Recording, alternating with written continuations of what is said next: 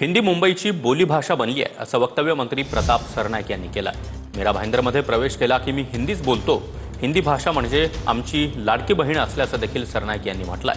त्यावरून आता संजय राऊतांनी जोरदार टीका केली आहे।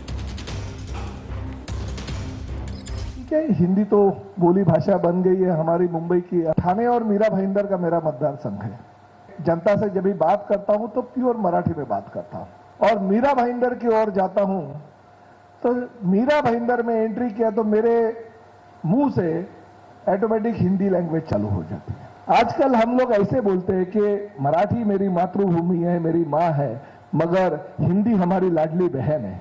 बाळासाहेब ठाकरेंनी जी शिवसेना स्थापन केली हिंदू हृदय सम्राटांनी, ही मराठी माणसाच्या उद्धारासाठी, कल्याणासाठी आणि मराठी भाषेचा सन्मान राहावा, तेव्हा लाडकी बहीण दुसरी कोणी, मावस बहीण, आते बहीण हे प्रकार नव्हते बरं का। हेच म्हणतात आम्ही बाळासाहेब ठाकरेंचे वारसदार।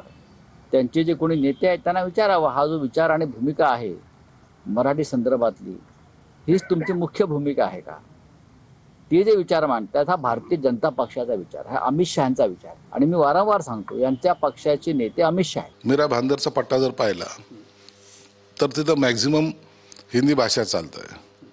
दादरमध्ये गुजराती बांधव सुद्धा मराठी बोलतात। सामाजिक जीवनामध्ये हे ॲडजस्टमेंट असते। ज्या लोकांना कळत नाही त्या टायमाला त्यांच्या भाषेमध्ये बोलावं लागतं, किंवा त्यांना जे आपली थोडी बहुती कळते त्या टायमाला मराठीतही बोलावं लागतं। असं आहे की त्यांच्या बोलण्याचा अर्थ काय होता, लावला काय, याच्याबद्दल तुम्हाला बघावं लागेल। मराठी तर या महाराष्ट्रातल्या मराठी भाषेला अभिजात दर्जा आपण आपल्या महायुती सरकारने आणि NDA सरकारने माननीय मोदीजींनी दिला आहे। त्यामुळं या वक्तव्याचं मराठीच्या विरुद्ध आम्ही आहोत किंवा मराठीच्या विरुद्ध प्रताप सरनाईक आहे असं मानण्याचं काही कारण नाही आहे।